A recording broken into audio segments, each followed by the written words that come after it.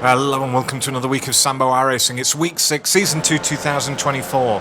Now, if you are one of the eagle-eyed viewers on this channel, you'll have noticed that this is a re-release. So 3 or 4 days ago, I recorded some laps, I stuck them on YouTube along with a voiceover and a guide, and then what happened was I got in the Formula Ford the following day and did some laps there and discovered that the entry to turn 9 you can take really, really wide and it saves you a ton of time. So I've jumped back in the V. I've done some more laps. I've retaken the world record on Garage 61. So I thought rather than keep that secret to myself, what I'd do is I would record another voiceover, get it out there and share the secrets with you guys. If you're new to the channel, thanks for joining me. What we do is we do a guide lap from the cockpit where I slow everything down, then we go full speed chase cam, then full speed again from the cockpit with the driving line on. Right, enough of that, let's start the lap. Right, let's start the lap. As you can see from the weather widget, this is loaded from the V schedule so that it should be the same conditions in terms of track temp and air temp that you are dealing with. However, one difference may be the wind direction and or the wind speed because it changes every time we log in thanks to the new temper system.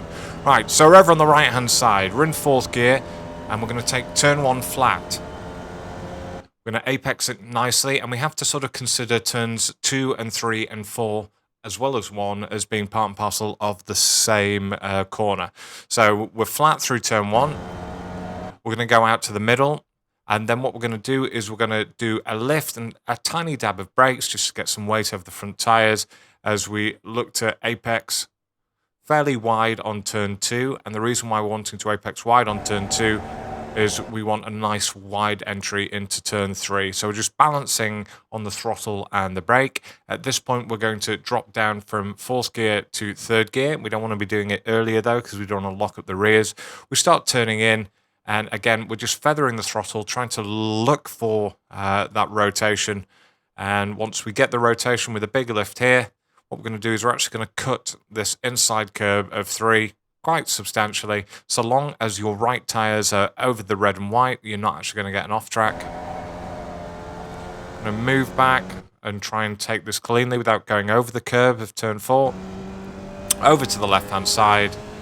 And then exactly the same as in the previous guide, about 2 car lengths after this elbow that you see here in the white line, we're going to be braking quite hard in a straight line up to 75% or so. We're going to trail it off down to the apex, a little bit of maintenance throttle on, and now we're fully back on the throttle, nice and early. Hold it up round to the right.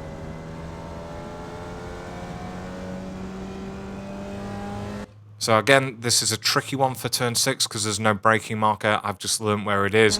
But basically, it's as that traffic light on the right-hand side that you can see on the screen there. As you get close to that, we're going to do a lift. And we're going to dab on the brakes briefly up to 85%, that is, in a straight line. Again, bleeding it off, trail braking all the way down to the apex. Once we get to the apex, we're going to start getting back on the throttle nice and early, trying to just stay on the red and white, not clip the higher curb, which is the sandy coloured one here. Back over to the right, and now we're going to take turn 7 flat out. Over to the left-hand side. What we want is we want our right-hand tyres on the white line. Anything to the left of the white line is going to be an off-track. We are changing up to 4th gear, coming down the hill.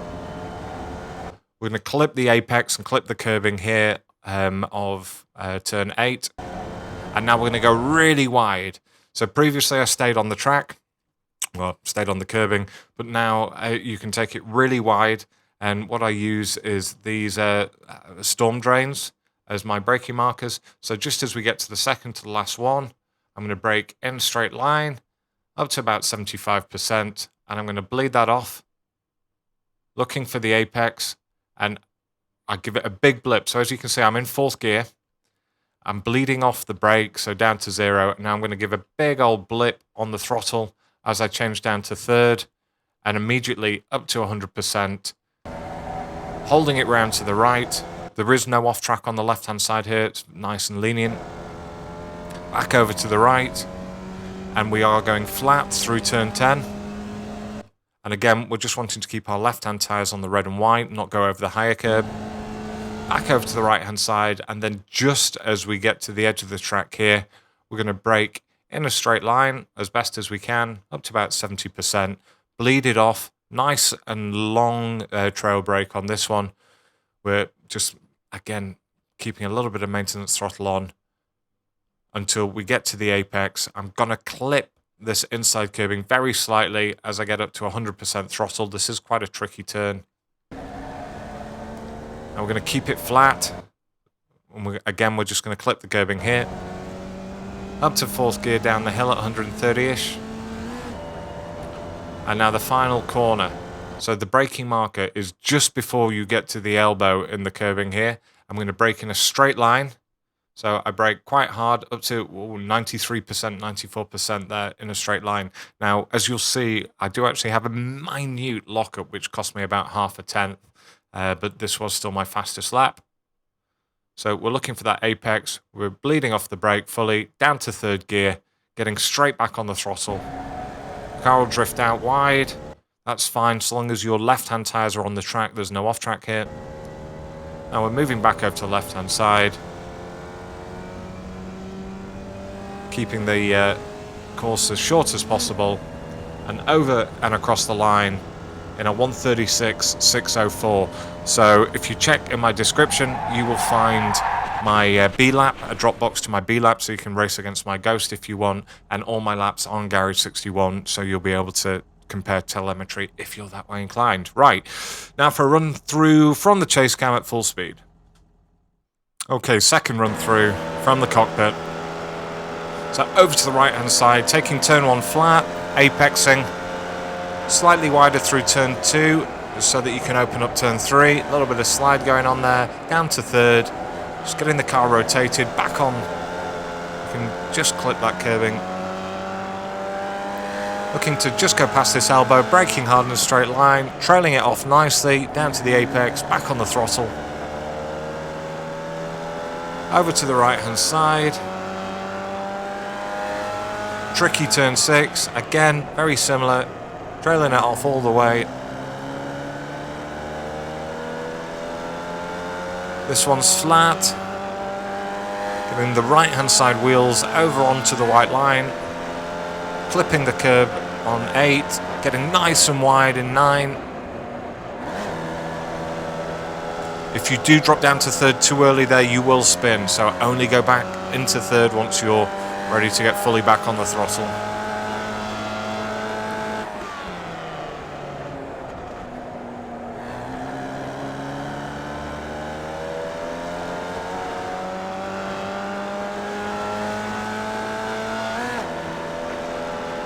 Tricky final corner. Yeah, you heard I just had a very, very small lock up there, but it didn't kill the time too much. I was quite excited by my Delta.